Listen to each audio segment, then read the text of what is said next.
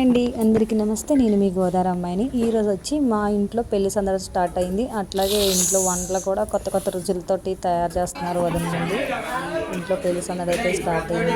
ఏం కర్రీ వండాలని తెలియక ఇంట్లో వంకాయలు ఎక్కువ కనిపించినాయి. 3 కేజీలు వంకాయలు ఉన్నాయండి. ఎక్కువ జనం కాబట్టి 3 కేజీల వంకాయకి 1 కేజీ ఉల్లిపాయలు పేస్ట్ చేసి పక్కన పెట్టుకున్నామండి. మనకు నచ్చిన మసాలాలన్నీ కూడా యాడ్ చేసేసి మసాలా పేస్ట్ పక్కకు పెట్టేసామండి.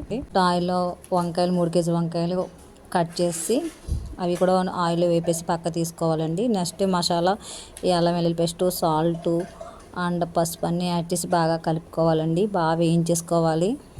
ఇందులోనే కారం, సరిపడంత కారం కూడా యాడ్ చేస్తారు. ఇంత అంత అని కాదు, ఒక 5 స్పూన్లు 6 స్పూన్లు కారం తగినంత కారం వేస్తారు. మసాలా కూడా యాడ్ చేశారండి.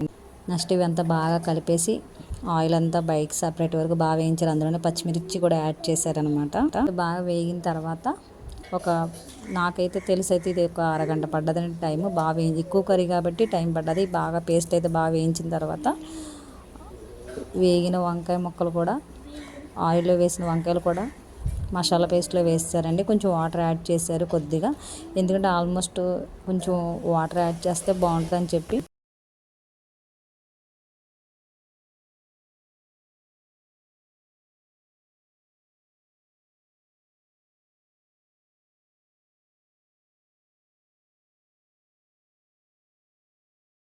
ఇలాంటి వీడియోలు ఎన్నో చేయాలనుకుంటే like and share and subscribe. పెళ్లి వారు చూసారా ఎంత బిజీగా ఉన్నారు కదా, ఈ వంకాయ కూర కోసం అంటే ఎంత బిజీ.